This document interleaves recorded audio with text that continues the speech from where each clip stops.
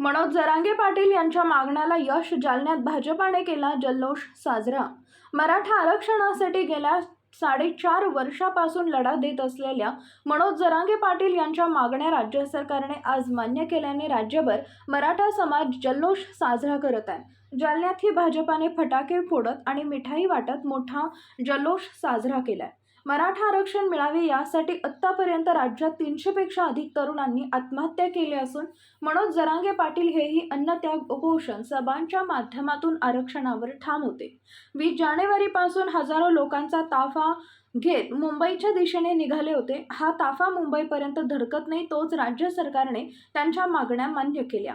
मागण्या मान्य होताच मराठा समाज राज्यभर जल्लोष साजरा करत आहे। जालन्यात ही भाजपा कार्यालयासमोर भास्कर दानवे, राजेश राऊत, सिद्धिविनायक मुळे, सय्यद इमाम, फैयाज बागवान, संध्या देटे यांच्यासह भाजपा पदाधिकाऱ्यांनी जल्लोष साजरा केलाय।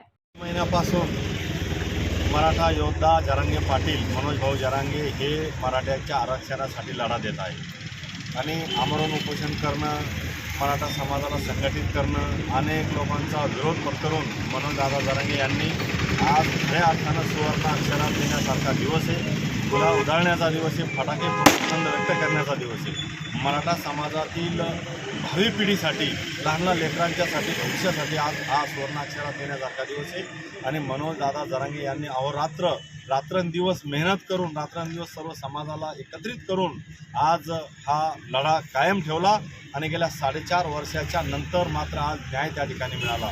मी राज्याचे मुख्यमंत्री एकनाथजी शिंदे, उपमुख्यमंत्री देवेंद्रजी फडणवीस, अजितदादा पवार आणि संपूर्ण मंत्रिमंडळाचं या ठिकाणी स्वागत करतो, त्यांचं अभिनंदन करतो की मनोजदादांच्या लढ्याला आज राज्य शासनाने या ठिकाणी न्याय दिलेला आहे आणि संपूर्ण मराठा समाज राज्यातील नव्हे देशात ज्या ज्या ठिकाणी मराठा बांधव असतील असे सर्व मराठा बांधव एकत्रित येऊन एकमेकांना पेढे भरून आणि फटाके फोडून आनंद त्या ठिकाणी व्यक्त करत आहेत।